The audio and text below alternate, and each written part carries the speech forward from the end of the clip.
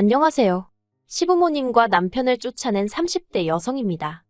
남편과 만나게 된 건 제가 학원 생활을 한 지 10년 차가 되었을 때였어요. 저는 당시 지방 소도시에 위치한 입시학원에서 근무하고 있었는데 저를 좋게 본 학부형 중 한 분이 남편과의 소개팅 자리를 주선해 주셨지요. 솔직히 내키지는 않았지만 워낙 지역이 작다 보니 거절을 했다간 괜히 안 좋은 소리가 나오진 않을지 학원 수업에 영향이 있진 않을지 걱정이 되더라고요. 그래서 하는 수 없이 나간 자리였네요. 그렇게 만나게 된 남편은 직원 4명을 두고 작은 사업체를 운영하는 사람이었습니다. 무슨 사업이냐고 하니까 외국으로부터 기발한 아이디어 상품을 수입해서 온라인으로 판매하는 일이라고 하더라고요. 제가 잘 아는 분야가 아니라서 그런가 보다 하고만 있었습니다. 하지만 뜨뜻미지근했던 제 마음과는 달리 남편은 제가 마음에 들었는지 이것저것 질문 공세를 퍼붓더니 뒤이어 자기 매력이라도 어필하려는 듯 별 시덥지 않은 농담도 하고 제 말 한마디에 과하다 싶을 정도로 호응도 하고 한마디로 애를 쓰더라고요. 그래서 이후로도 몇 번의 만남을 더 갖게 되었고 자연스레 연인 사이로까지 발전한 거예요. 그리고 제가 남편과 연애를 시작했다고 하자 누구보다 기뻐한 건 다름 아닌 저희 친정부모님이셨습니다. 저희 친정부모님은 당시 친정오빠와 함께 미국에 살고 계셨는데 한국에서 혼자 지내던 저를 무척 애틋해 하셨거든요. 대기업을 다니시던 친정아버지와 전업주부이시던 어머니가 미국에 가게 된 건 순전히 친정오빠 때문이었습니다. 친정오빠는 저보다 3살이 많은데 고등학교를 마치고 바로 군대에 가더니 전역하자마자 미국에 있는 대학으로 진학을 하더라고요. 그리고 그때만 하더라도 어린 나이에 자기가 세워놓은 계획대로 차근차근 밟아나가는 오빠를 저희 친정부모님도 저도 무척 자랑스러워했어요. 그런데 저희 가족 모두 오빠가 대학교를 졸업하면 한국으로 돌아올 줄 알았는데 난데없이 대학원도 미국에서 가겠다고 하대요. 다행히 경제적으로 그런 오빠의 뜻을 지원해줄 상황이 되었기에 친정부모님도 그런 오빠를 말리시진 않았어요. 하지만 대학원까지 마치고 나니 또다시 한다는 소리가 아예 취직도 미국에서 하고 싶다는 거예요. 그리고 이때는 솔직히 친정부모님이 반대를 하셨습니다. 아무리 그래도 내 나라 내 땅이 최고지. 남의 나라에 언제까지 있으려고 그러냐고요. 하지만 그런 친정부모님의 반대에도 불구하고 오빠는 미국인인 지금의 언니와 연애까지 시작했습니다. 얼마 지나지 않아 결혼 이야기까지 꺼내왔고요. 그쯤 되니까 자식이기는 부모 없다고 친정부모님도 더는 오빠한테 뭐라고 말을 못하시는 눈치였어요. 그리고 그해 겨울, 오빠가 결국 결혼을 했고 미국에 자리를 잡게 되었습니다. 오빠 성격이 미주알고주알 소식을 전해오는 편은 아니었지만 이따금씩 보내주는 사진을 보면 누가 봐도 둘이 사이가 좋은 게 보이더라고요. 그래서 친정부모님도 저도 오빠가 잘 지내고 있는 것 같아서 안심을 했지요. 그런데 저희의 그런 생각과는 달리 오빠는 또 무슨 바람이 불어서는 미국에서 사업을 하겠다며 친정부모님께 자금 좀 대달라고 조르더라니까요. 친정오빠가 저한테 도와달라고 한 건 아니었지만 그래도 너무 뻔뻔해 보였어요. 그리고 그 무렵엔 친정아버지도 회사를 나오신 상황이었기 때문에 처음 오빠가 유학 갈 때하고는 상황이 많이 달라져 있기도 했거든요. 그래서 친정부모님이 그럴 만한 능력이 안 된다고 포기하라 하셨답니다. 하지만 얼마 안 가 다시 한번 오빠가 임신한 언니를 앞에 내세우고는 몇 달만 있으면 이제 자기도 한 집안의 가장이라면서 제발 이번 한 번만 더 믿고 도와달라고 친정부모님께 매달리더래요. 그리고 아들이 그렇게까지 나오니 친정부모님 입장에서도 모른 척 하시기가 어려우셨을 거예요. 그래서 결국 친정부모님과 제가 같이 살던 아파트는 제 명의로 돌려주셨고 그 외 재산은 전부 다 현금화해서 미국으로 건너가셨습니다. 저에게도 같이 가자 하셨지만 저는 미국에서 살고 싶은 생각이 없었거든요. 아무튼 이후로 다행히 친정부모님의 자본 덕분에 오빠는 어려움 없이 사업을 시작할 수 있었고 지금까지 안정적으로 사업을 이어오고 있어요. 하지만 부모님 입장에선 저 혼자만 한국에 두고 온 게 오랫동안 마음에 걸렸던 모양입니다. 게다가 제 성격이 원래도 친구들을 만나서 노는 걸 좋아하는 편이 아니거든요. 그렇다 보니 자연스레 직장과 집만 오가는 생활을 하고 있었지요. 그래서인지 친정부모님은 이따금 통화라도 할 때면 제발 누구라도 만나라고 취미생활도 좀 하고 그렇게 살라며 잔소리를 많이 하셨어요. 저는 들은 척만 하기가 일쑤였고요. 그런데 그런 와중에 제가 연애를 시작했으니 친정부모님이 좋아하시는 건 어찌 보면 당연한 일이었네요. 아무튼 그렇게 교제를 시작한 이후로 남편과는 결혼 전까지 1년을 만났고 꽃이 만발하던 봄날 양가 부모님과 지인들 그리고 친구들의 축복 속에서 부부의 연을 맺었습니다. 친정부모님이 이제야 마음을 좀 놓을 수 있겠다며 안도의 한숨을 내쉬셨고 어머님은 그런 저희 친정부모님의 손을 꼭 붙들며 제가 며느리가 아니라 당신 딸이다 생각하고 저를 돌보고 살피겠다 말씀하셨어요. 그리고 솔직히 그때 저는 어머님의 그런 모습을 보고 제가 시부모 복이 있는가 보다고 생각했네요. 그래서 그때만 하더라도 지금과 같은 결과는 생각지도 못했는데 정말이지. 사람 일이라는 건 한치 앞을 알 수가 없다더니 그 말이 맞더라고요. 신혼살림은 제가 원래 혼자 살던 아파트에서 시작하게 되었습니다. 원래는 제 아파트는 세를 주고 남편이 가지고 있다는 2억과 제가 모아둔 돈을 합쳐서 시내에 있는 신축 아파트를 사려고 했었거든요. 그런데 남편이 자기가 알아보니까 사업 때문에 아파트를 세금이 어쩌고 하대요. 그리고는 며칠 지나지 않아서 사업에 갑자기 일이 생겼다면서 급하게 그 모아뒀던 2억을 일단 썼다고 그러는데 제가 사업 쪽은 영 아는 바가 없어서 그냥 그런가 보다 했어요. 솔직히 그때 한참 애들 시험 기간이기도 했고 저는 저대로 친정부모님이 안 계신 상태에서 혼자 결혼 준비를 하다 보니 정신이 하나도 없었거든요. 그래서 남편이 하는 말을 고지곳대로 믿은 게 제 잘못이라면 잘못이겠네요. 아무튼 그때는 남편이 하는 말들에 특별히 의심을 한다던가 안 좋은 쪽으로는 아예 생각조차 못했습니다. 어차피 제가 사는 아파트가 있으니 집 문제 자체에 있어서 크게 스트레스를 받는 상황도 아니었고요. 그래서 유야무야 신혼살림을 제 아파트에서 시작하게 된 거예요. 하지만 결혼 생활을 시작한 지 1년여 만에 생각지도 못한 상황을 맞닥뜨렸습니다. 신혼을 즐길 틈도 없이 저는 아이를 가졌고 그렇게 학원을 관뒀거든요. 처음부터 애를 갖게 되면 애가 자기 의사표현을 할 때까지는 제가 직접 키울 생각이었기 때문에 학원을 관두는 데 있어서 아쉬운 건 없었지요. 굳이 따지자면 돈이 조금 아쉽긴 했지만 그동안 벌어놓은 돈이 있었으니 큰 문제는 아니었습니다. 남편도 한 달에 400 정도, 저보다는 적은 월급이었지만 두 사람 생활하는데 부족하진 않을 만큼 벌어오고 있었으니까요. 아무튼 이후로 건강한 딸아이를 출산했어요. 그리고 그때만 하더라도 앞으로 남편과 함께 아이를 키우며 오손도손 즐겁게 지낼 줄로만 알았지. 드라마에나 나올 법한 상황에 제가 처할 줄은 상상도 못했네요.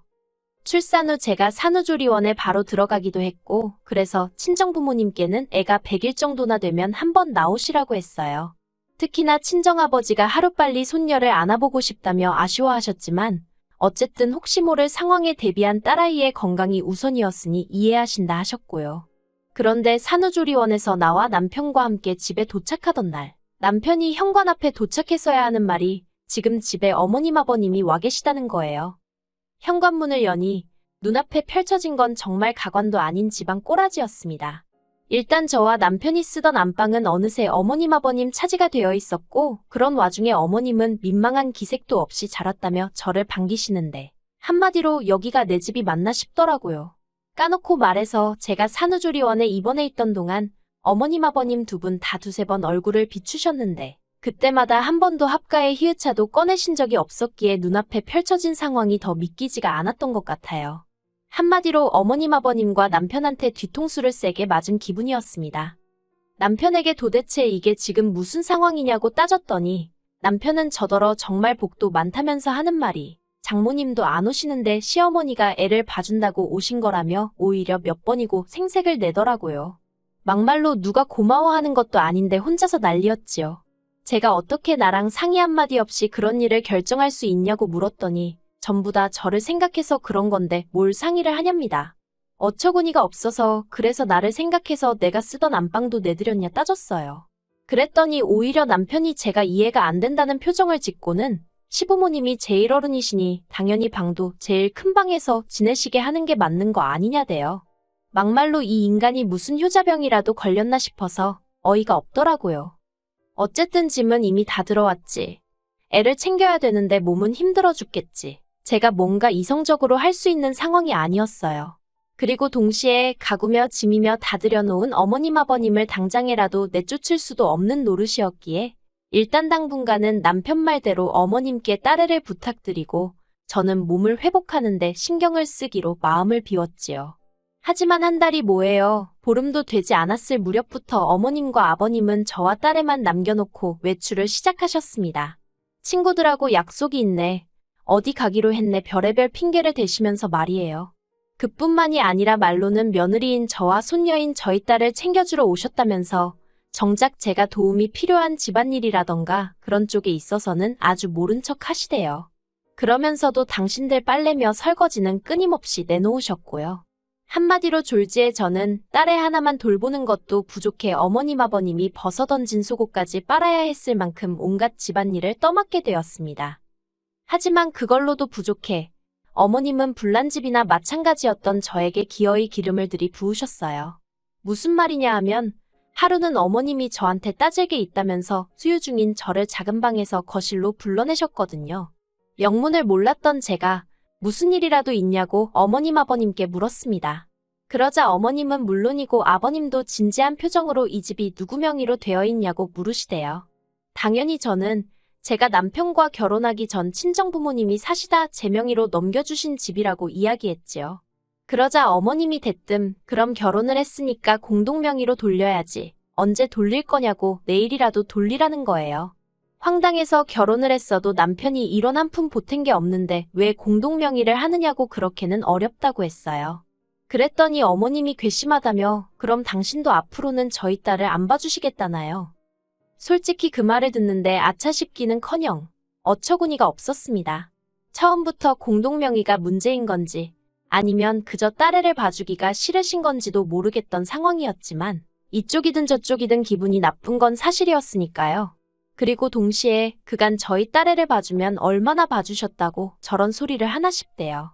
게다가 솔직히 제가 살림도 다 하고 밥도 다 차려드리고 어머님 아버님이 그렇다고 생활비를 얼마 보태주시는 것도 아니지 애를 살뜰히 봐주시는 것도 아닌데 그래도 뒷말 나올까봐 한 달에 용돈도 100만 원씩 챙겨드리고 있었거든요. 그런데 돌아오는 말이 고맙다는 고사하고 앞으로 애를 봐주네 안 봐주네라니 기가 차서 순간 말문이 다 막히더라니까요. 하지만 이내 정신을 차리고 저는 어머님 아버님 떨어 그러면 애도 안 봐주실 건데 이 집에는 왜 계시냐고 내일 당장 짐 빼시라 했어요. 애 봐주신다고 하셔서 불편한 것도 감수하고 같이 살고 있는데 이제 안 그래도 되겠다고 덧붙이면서 말이지요. 그러자 이번엔 옆에 있던 남편이 그게 말이 되는 소리냐면서 저한테 화를 내대요. 그리고는 이내 방에 가서 이야기 좀 하자면서 제 손목을 비틀듯이 잡아채는 게 아니겠어요. 저는 당장 손 놓으라고 악을 쓰면서 도망치듯 제 지갑하고 차키만 챙겨서는 현관으로 빠져나왔습니다. 솔직히 집에 딸애를 혼자 두고 나온 게 마음에 걸리긴 했지만 그렇다고 버티고 있다가는 저부터가 한 대 맞을지도 모르겠다 싶었거든요. 그리고 그럴 경우 어머님이나 아버님이 저를 지켜주실 분들도 아니었고요. 그렇게 혼자 30분 정도 달려서 호텔에 도착했더니 남편에게 전화가 걸려왔어요. 뭐라고 떠들지 드러나 보자 싶어서 받았더니 기껏 한다는 소리가 지금 뭐 하자는 짓이냐며 엄마라는 여자가 애까지 놓고 그렇게 나가면 그만이냐고 그따위로 할 거면 2번 다시 집에 들어올 생각 말라나요. 어이가 없어서 돌았냐고 눈에 뵈는 게 없냐고 소리를 질렀어요. 그리고는 그 집이 누구 집인지나 알고 하는 말이냐고 쓸데없이 헛소리 짓거리지 말고 당신이나 내일 당장 당신 부모랑 같이 짐 빼라고 했네요. 이튿날 저는 불안하고 떨리는 마음을 다잡으며 제 집으로 향했습니다. 현관 비밀번호를 누르고 들어서니 보란듯이 어머님 아버님 신발도 남편 신발도 신발장 앞에 널브러져 있었지요. 솔직히 제 말대로 짐을 싸서 나갔을 거란 기대는 없었기에 실망하지도 황당하지도 않았지만 주체가 안 될 만큼 짜증은 나대요. 그런데 그때 남편이 집에 들어온 저를 보고는 그러면 그렇지 네가 이럴 줄 알았다면서 당장 안방에 가서 시부모님께 죄송하다고 사과를 드리라는 거예요. 제가 남편더러 그럴 일은 없을 거니 꿈깨라는 말과 함께 이혼 이야기를 꺼냈습니다. 남편은 제 이혼 소리에 꽤나 충격을 받은 눈치였습니다. 그리고는 기껏 한다는 소리가 이혼하면 딸애를 안 보여줄 거라나요. 그러면서 엄마가 돼서는 딸을 안 보고 살 수 있겠냐고 빈정거리대요. 그리고 또 한다는 소리가 제가 먼저 이혼 얘기를 꺼냈으니까 양육권과 친권은 다 자기 거라고요. 하지만 저는 허심탄회하게 이야기해보겠습니다. 필요하다면 딸애도 남편에게 주고 이혼을 할 생각이었어요. 요즘이 옛날처럼 쉽게 연락이 끊어지는 사회도 아니고, 솔직히 마음만 먹으면 20년이고 30년이고 안 보고 살던 사람들도 며칠 만에 찾아내는 세상이잖아요. 그러니 남편이 보여준 애만에 해도 결국 저나 딸애가 서로 만나고자 하면 쉽게 만날 수 있을 거란 확신이 있었지요. 그래서 남편더러 그렇게 하라고 했습니다. 딸아이 양육권도 친권도 다 가지라고 대신 이혼도장 찍고 내 집에서 당장 나가달라고요. 남편은 계속해서 제가 자기 예상과는 다른 자세로 나오니 환장할라 하대요. 애를 볼모로 들이대면 제가 그렇게는 못한다며 자기 바짓가랑이라도 잡고 늘어질 줄 알았나 봐요. 저더러 모성애도 없냐면서 딸애가 불쌍한 애 어쩌네 악을 쓰는데 솔직히 저 눈 하나도 깜짝하지 않았어요. 그랬더니 도저히 안 되겠다 싶었는지 남편이 결국 속내를 털어놓더라고요. 아들 며느리 집에 들어가서 산다고 본가 전세 계약도 연장 안 하고 올라오셨다면서 저더러 한 번만 없던 일로 생각하고 넘어가 달라나요. 하지만 어머님 성격이라면 분명히 얼마 못 가 그놈의 공동명예 이야기를 또 하시고도 남을 분이셨거든요. 그리고 제 집에서 제 딸 키우면서 제가 왜 어머님 아버님 눈치를 봐야 하나요? 저는 남편에게 더는 할 말 없다고 그냥 협의 이혼을 할 건지 소송을 갈 건지 그것만 정하라 했습니다.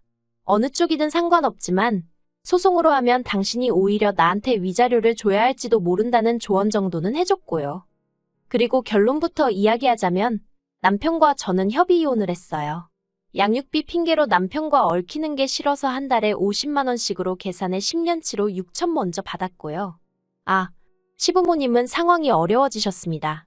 일단 아버님은 아주버님 내에서 지내게 되셨는데 보아하니 거기도 아주버님하고 형님하고 얘기가 안 된 상황이었나 봐요. 그래서 형님이 이게 다 무슨 일이냐며 저한테 전화를 걸어오고 난리도 아니었어요. 그리고 어머님은 남편하고 둘이 일단 오피스텔에서 지내게 되셨더군요. 이제 손녀 말고 다 큰 아들 케어해주게 되셨으니 기쁘시려나요? 아무것도 모르는 딸아이를 보고 있으면 미안한 마음뿐입니다. 그래서 지금 미국에 있는 친정 식구들과 여러 가지로 고민 중인데 일단은 머리도 식힐 겸 여행을 다녀오려고요. 솔직히 가서 부모님이나 오빠네 부부 사는 것도 보고 그 집 애들도 보고 괜찮겠다 싶으면 아예 미국에서 새로운 시작을 해볼까 그런 생각도 하고 있습니다. 어디서든 마음 굳게 먹고 열심히 살면 또 좋은 날이 올 거라고 믿어요.